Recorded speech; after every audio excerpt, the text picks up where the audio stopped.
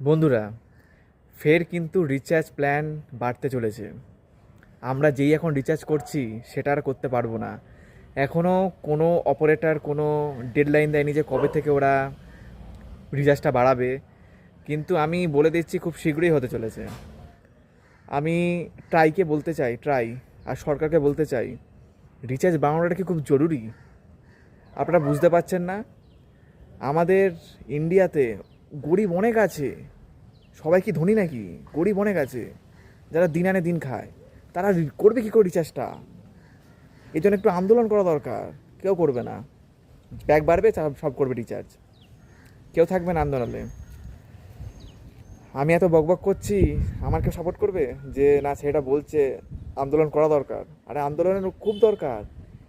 এত এত রিচার্জ বাড়লে মানুষ যাবে কোথায়? আর সবার কাছে ফোন আছে।